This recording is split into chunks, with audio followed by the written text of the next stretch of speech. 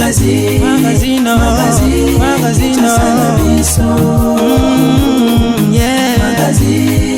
Magazine Kinshasa na biso Réalité ya banaki Réalité ya banaki Réalité ya banakino Boulukite Buguyoka kaka Kinshasa na biso Kin eleki partout KNB Kinshasa na biso Kin eleki partout Kinshasa eleki partout mikolo nezabino pardon Jima sala yolo raté ya on a bien yo Jima mukende Oumela KNB Kin eleki partout rien à dire toi na terre envier parce que Kin eleki partout et losako liboso ambongo mosanto azate Céline Don Kardasha isongolo bisous bye bana Kin ke bana jako zappé so kuta nango KNB Telema qui chasse l'équipe partout Jimmy Mukendi Oumela KNB ko zappé te so kuta nango check au Vandi au rendez-vous de tous les jours Bandeko Balandi bienvenue dans l'édition Mokolo ya lelo.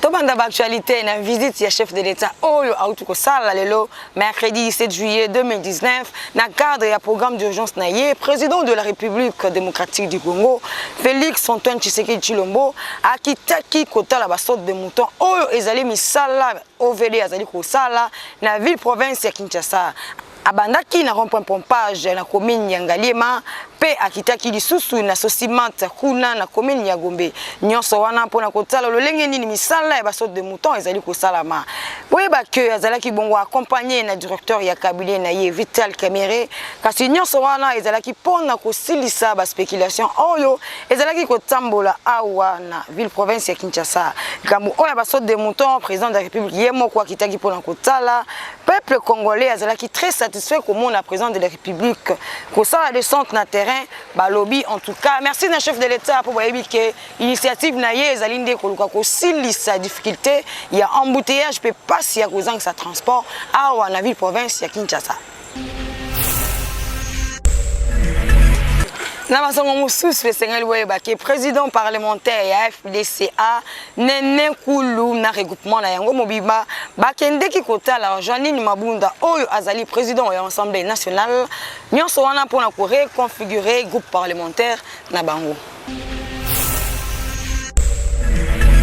Oui, nous venons de voir la présidente de l'Assemblée nationale en tant que regroupement et groupe parlementaire.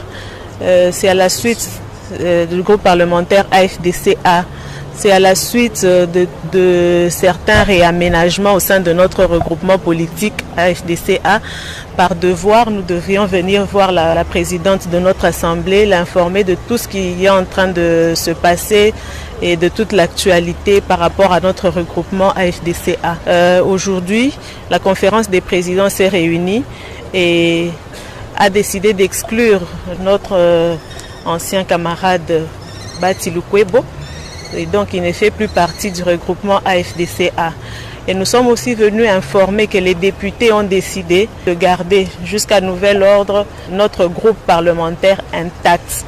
Et donc c'est ça l'objet de notre visite ici à l'Assemblée. Et pour le futur, nous sommes venus rassurer la présidente de l'Assemblée que le regroupement AFDCA continue à travailler sous le leadership du Raïs Joseph Kabila Kabange et notre appartenance au FCC.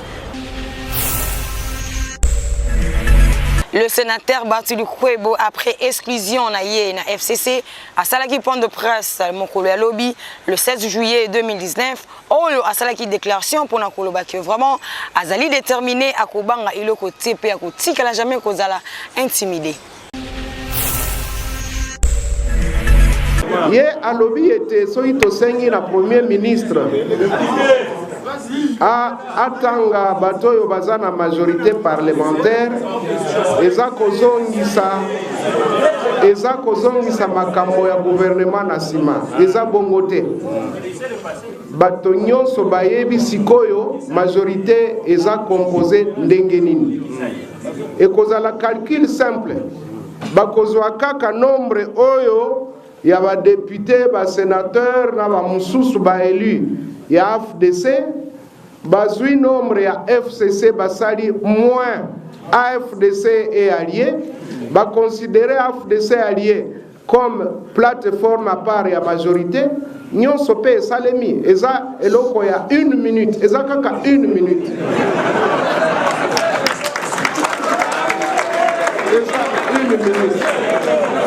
Donc totikali na kati ya majorité parlementaire kasi FCC azali susu na makasi o azalaki na ngoli boso abungisi mwa organe moko neti loboko neti lokolo, donc bako constate yango na premier ministre na yango ekopesa ta retard mukete. Soki balingi baoyo bazali ko négocier makambo ekende mbangu ezali kambo atana mokolo moko ekosale mapeto zwi gouvernement na yango ndeko kotiela biso makanisi ya mabete biso tozaka toujours pona bolamu ya peuple na biso tokolinga te souffrance ya peuple ekoba kokoba te pona biso tolobi premier ministre tala lelo plateforme mususi ya sika ezali kasi nombre ya baelu na ye eyebani oko déduire na nombre ya FCC et puis toke liboso. Na même sujet, Papa Molière, Oyo Azali, député national, puis membre et AFDC, a petit point de vue na micro et KNB à lobby. En tout cas, exclusion ya AFDC na FCC et pesi nango bango plutôt pas l'été. D'ailleurs, Koutou, kakandenge baloba kambisi alandaka place maïtulara yango AFDC a rejoint de cash. Moi, depuis qu'on a le bon opposition. Où nous avons vu l'enterrement intégré sur la cabine. Ah, papa, il faut l'anda. Et là, autour de ça, on regarde, il y a jeté. On doit faire quelque chose, on doit changer. Puisque les bateaux sont basés la Kakabazonga, etc. Il faut être fou, bien non, Kakabatoana, Bokamatabo, reconduire les sous-bango, à 18 ans. Basali le comme côté, Mbokeza na Kao, et Boye Bobando menacé bateau, yo se positionné, papa Molière s'est positionné. Oh, le dit que non, il y a un échappé pour la autorité morale, la Longoli est commune de la zone néné cool. Bien vous obligés de se cliner devant des Goana, là-bas, tu le peux. Ah, mon miwana, Atika, Nana, camarade Nabine. Ah, papa, papa Molière, camarade Nini. Problème est ma camboa Sony, yo moi si à Moutou, au côté librement, na FDC, ba PCOP et poste, du jour au lendemain, quand on a Hollandini, Néné Azanaï, Ananas, ah, c'est le comment? Le Gombika, le Binabilis, le Gombika, le Binabino qui est bien de Bozabongo, Mbongo Bopesaki. Il y a plus de conditions, il y a plus de mission. Donc, il y a des Nangai, Nambikai, Tofuta cotisation. Nangai, Nabikai, Tosuaki, Bafutela Kibiso, Bafutela Kibiso. Je témoigne ici en regardant la caméra Nyonso Namiso. Nangai, Nabikai, Nabatunyonso. Oh, Bikai, Bikai. Pour na yeza ndenge mo eza kif mais mutuano boyibi wana. Boyibi ka biso nyonso to soit yego to atwa ke belé biso atwa ki 5000. Biso apesi biso 2000 na kamar ni ça to. Ba lobi ke ndeko lobi ke na ba cotisation na bien pesa ba cotisation de sengeli. Na minute oyo ye akolonga député AFDC allié bokolongola to ndoni mena parce que ba kolongola puisque abuki mibeko. Na kolongola bino moko to justice. Soki biso moko et simbité to mimi na justice puisque abuki mibeko il a signé un document wana ki oloba te ke eza document ya lokuta ti wana baza ko signer ngo ngai pembeni ye pembeni toza ko signer biso nyonso na ndenge ke il y a volontairement mutumoka tibiso revolver te alobia soko signé etc. Il y a quand même la loi. Ozomona batwana bazoka nzaka ezaka PPRD zo continuer. Ezaka puissance ya PPRD zo continuer. C'est faux. Puis c'est pas que ils vont se trouver avec Mutumoko Yamatata Yamakasi, ezali président de la République démocratique du Congo, Félix Tshilombo Tshisekedi. Est-ce que Félix Tshilombo Tshisekedi a kotika ke va respecter la loi T, va respecter la constitution T, lui qui a juré. Donc bagarre monsieur César Wana. Puisque pouvoir est le souci. Bien sûr, baza makasi financièrement tout ce qu'on veut etc. Mais pouvoir, il y a toute chose, il faut un changement ezala. Ah toujours kende, ngana moni geza toujours qu'il y a fin ya FCC. Exact toujours qu'il y a fin CCC. Er mususu ezakoya. Er ya. Avant on pouvait parler comme ça. Toza okende, toza to remercier nandenge. Nous parlons librement aujourd'hui. Liboso na yo nanga bakangi biso combien de fois? Yo vu film combien de fois? Ah, mais enfin papa, ça se olingi to komisana nani fait nani kabange omoni hein président bando kenwa ya Félix Tshisekedi na bombi yango o mutu swana na mwino ya bando bosana okonzo bosana kombo bah oui, il y a un seul président de la République, mon cher ami. Il n'y a qu'un seul président de la République, c'est Félix Tshilombo Tshisekedi. Hein? Oya Rolanda makamsu teba bolo service makamama bete mais eza lisusu Kabila kabangite eza Félix Tshilombo Tshisekedi eza tournaye soka ibo beta balte ba ko sopaye pe mais nous avons confiance.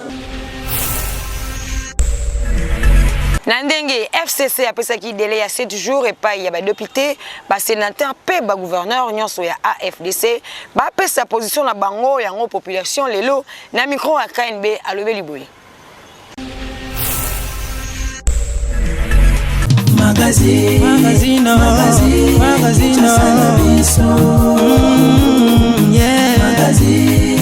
Magazine Kinshasa na biso réalité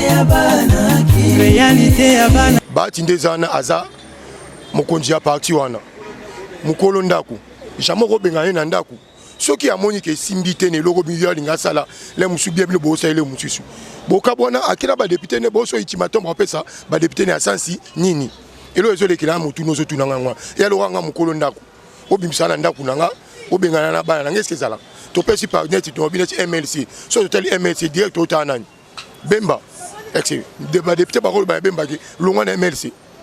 Jamais. Ceux qui bangi ba longola ou ba longo ba tika ba député na bomo ba kota congrès. Congrès na bomo ceux qui ba voter bon ceux bimi ke ba longola ba ba. Mais na minute ba ça na ba député na ba majorité ceux simbité OK na ba député na FCC banda azo sala kaka na PPRD ti jusqu'à alors to moni makama mala basalite mutu neti oyo balingi ba chele biso président Sénat le sita mwambe asa mutu ba makambo DC bazo mériter ko sala makambo mususu oyo eza na progression ya mboka bato ya FCC baza pona ko détruire mboka batira bayati soki lubati asala pe musala azo mériter capacité aza nango ya ko tonisa ba journaliste banani aza nango e bongo ko sala parti moyena kata mboka eza peut-être abimisi ba député belé mais mutu de élection ta mama wana asali ni élection te asali campagne wa pokoma président ya Sénat soki ke bakolanda bati balanda bati na bango eza parti na bango ba to AFDC bakolanda président mouvement na bango bakena ye ke batikala na PPRD so PPRD FCC baloba kolongola bango wana ya fachaza wana wakata makambo wana jisipeza soko to se pende ba no panzana bongo ba panzana bakabwana po ya aluka moya kokende tulinde babilo wana ne ba panzani bien ba député bazalaka wana kaka bazaka AFDC ya bati lokwe bango na Kabila sala mpana na PPRD na ye ko partenaire to ibika PPRD ba ligne so ba za capacité ko longa balongwa na bango bakinde bisika na donc selon ngai na ngolo bakeno o balimba landa président na bango pour FCC za nango plateforme pour ko pe ko longa na yo na ba député na yo o ba moni ke no ba sali la peuple musala na ndenge sengeli ba moni ke no moyen za balongwa na bango ba ko landa baati bakina bango balongwe oba omona keno biso to sale la poche na biso memboge kufa tolanda na biso Kabila ba sa nini bakolanda epo bazuzi ba poste la position nga penda ya mimi na mona comme des distractions ba distraire population comme petit peuple population congolaise azozela gouvernement bima pour tout bien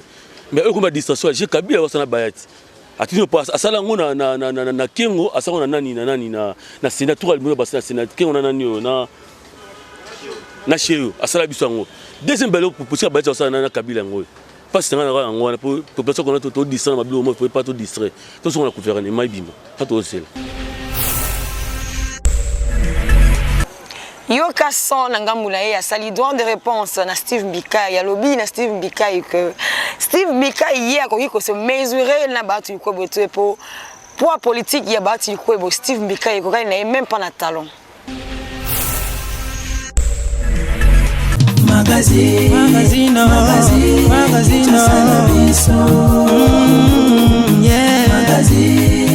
Magazine Kinshasa. Ezamawa Steve Bikai pwana na poa ya bayati likwebo ezandenga mokote Steve Bikai na parti politique na PT azana combien de députés il faut loba d'abord bayati na parti politique na eloko bato bazo sala ezali mutu oyo ba flatteur bazali hein ce sont des flatteurs ba flatter kwa zo poste et puis soko landi communiqué ya nani ya Steve Bikai asali asili sala bikete ba reconnaître ye ba cha ye place bayati azalaki. Vous comprenez tant que Azalaki na katia FCC. Est-ce que Steve Bikai yokanaki?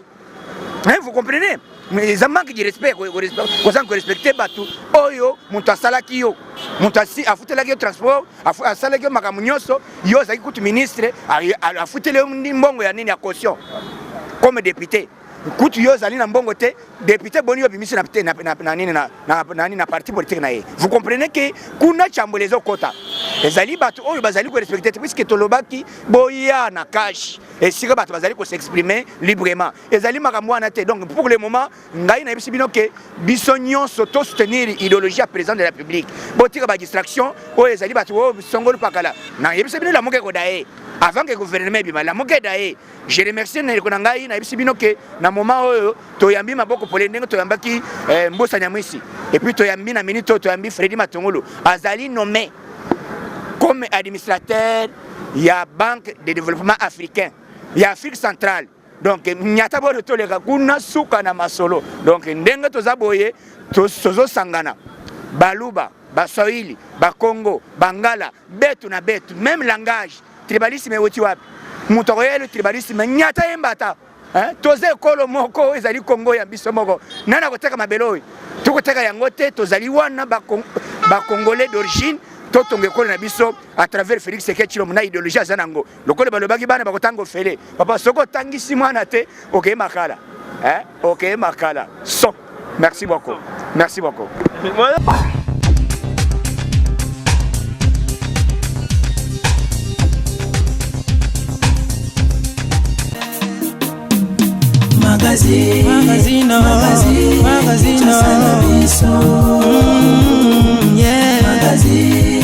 Magazine Kinshasa na biso réalité ya bana kino magazine Betesco toujours na souci ya kosunga ba consommateur na ye azali na café kitoko babengi café Africa Chose. Café Africa Chose ezali café oyo ezali instantané euti na mboka Brésil o café oyo ezali ko soulager ba mibali oyo babengi mibali ya solo donc mobali ya solo esingolo mela café Africa Chose oyo ngo ezali café très fort et que soulager nzoto na yo na ba moment nyonso ya plaisir oyo zana yango donc na tongo omeli café na Africa Chose na bureau omeli café Africa Chose ndo na ba climatiseur ba split ebele na poko so lingola la omeli café Africa Chose et surtout le ko la canne bandi papa responsable kobosana te pa keno mobimba Africa Chose boye ezata lo mingi te osombi yango ochena ndako ofandi na kati ya mesa na ndako obandi kolanda kan kitoko elongo na café Africa Chose ya Betesco café oyo botala ngo ndenge ezali instantané kitoko makasi mwindu omeliango ozungi penza mobali ya solo yo papozaka ozalaka na ba ozaka vraiment na ba faiblesse ebele na nzoto so uti musala olembi uti bilanga olembi uti ko sala garde olembi uti ko tangisa olembi café kitoko yango babengi café Africa Chose tobosani te pe ba journaliste tobosani pe te ba cameraman tobosani pe te moto nyonso oyo azali mobali ya solo mais la café kitoko babengi café Africa Chose ekesunga yo ekebatela yo ntango nyonso ozali kosala mosala pourquoi pas mokolo mobimba okolala okolamuka kimia na nzoto ozala vraiment nzoto makasi ozala kolembalemba te okosenga te basokola oma ya moto mais yo moko na café Africa Chose esokolo tina kati vraiment okokoma vraiment mobali ya solo.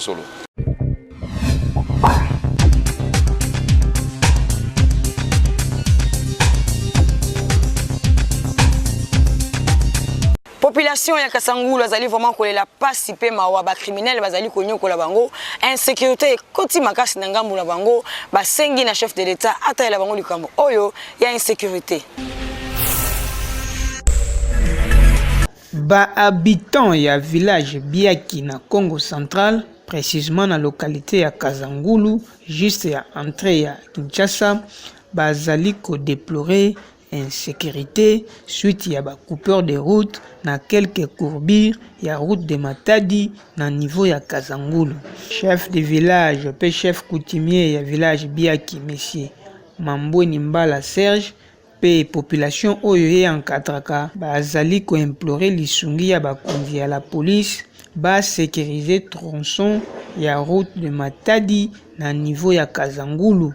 Ya kolela pasi oyo toza nango ya insécurité oyo eza lelo na Kasangulu vraiment toka eza ya mawa donc awa po bima Kasangulu toza na ba village toza nango awa donc mituka zota ba lufu donc basala ba sabotage ko violer ba maman ko boma donc va même si na ba ndaku donc vraiment toka insécurité makasi mais ko tala ba insécurité yango bana na biso ya Kasangulu musu bazana kati makambo ngo baso to pe Kinshasa bazali donc maizana bate belé bazana kati ba insécurité donc awa to bete ba neke ya bato vivre ndenge nini tozana kimia kutu te tozana kimia te tala loka toza boy mai kutu ezate tozana kamwa bana bakoko kotoka mai bakokende kuna o balandi biso o to mona ki mutu amulai o to mona ki bato basala ki boy basongisa ki boy en tout cas bo sala tout penza bo sala tout bolukila biso bato penza bakosala penza te basala kata nani awa na kote na biso penza pasi toza nango pasi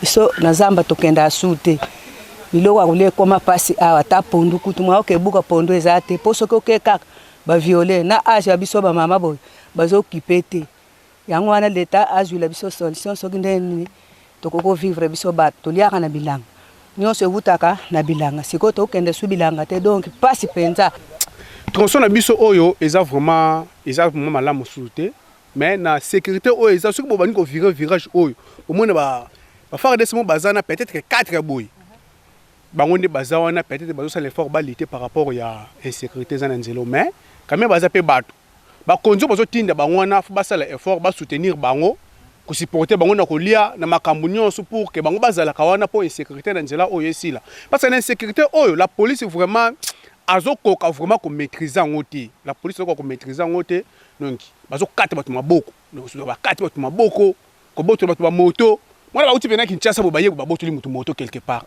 donc insécurité makasi za na nzela oyo alors loko la bino ba pandisa ngo boza awa to senga kaka na bakonzi o bazo landa biso ba trouver biso solution d'abord ba faire des o baza wana ba bakisa équipe mususu ba bakisa bango et puis ba supporter ko lia na bango parce que bazo vivre pe na souffrance ba mususu batangani ba tiki ba famille na bango baza wana o mona bazo lia malunga te bazo vivre bien te so ba kena bango te ba okene événement mususu te ka osali mana sima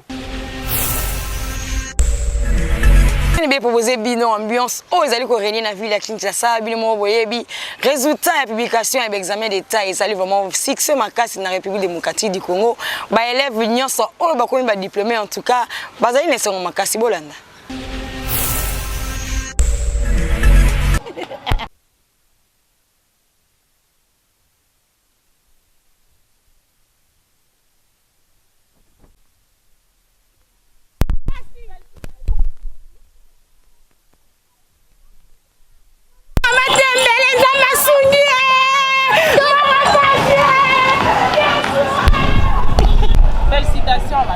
Merci beaucoup.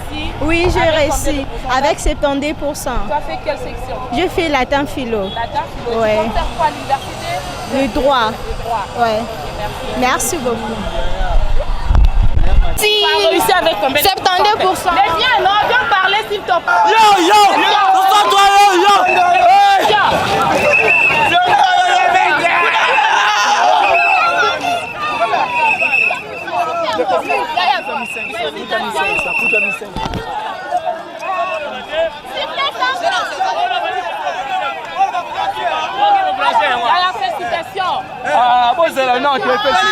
Merci. Ton sentiment après la publication de ces résultats? Je me sens vraiment heureuse, ça va vraiment. C'est bien, j'ai pas trop à parler, je suis un musulman, ça va. Tu as fait quelle option? J'ai fait l'option sociale à Fatima. Et combien de pourcentage tu as fait? J'ai fait 54. Je vous en prie. Et c'est quoi votre sentiment? Je suis très heureuse, très contente. Je suis tellement contente d'avoir réussi mon diplôme avec succès. Tu as fait combien de pourcentage? 69%. Avec distinction et distingué.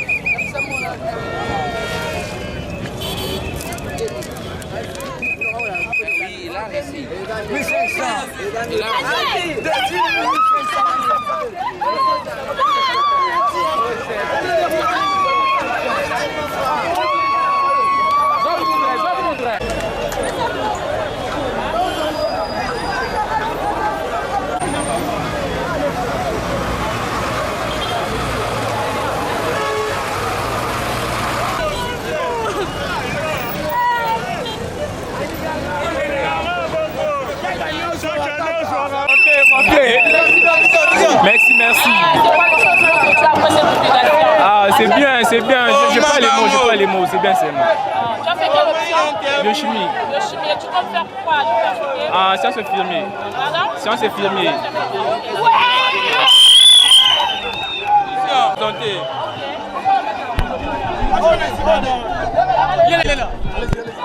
Félicitations. Ah, merci maman. C'est quoi les sentiments que tu as après? J'arrive pas à exprimer, c'est vraiment extraordinaire. C'est la première fois de ma vie donc. Oui. Je comprends pas, c'est trop fort. Je peux pas expliquer ça. Oui, pas mal. Oui. 76. Non, moi c'est peut-être commercial administratif. Ah, je pense faire droit à l'IPC. À quelle université alors? Ok. Merci à Chichi. Yalele komina suka kasibotika na pesa félicitations na ba diplômé lokola Manu Bila oyo azali bongo mwana ya Léa Mbappé Esther eloko oyo azali bongo leki ya Patricia Dionga awa neto suki sibotika la toujours côté branché et peut s'abonner massivement na compte YouTube Kinshasa na biso bobo sana teke Kinshasa oyo et l'équipe partout Magazine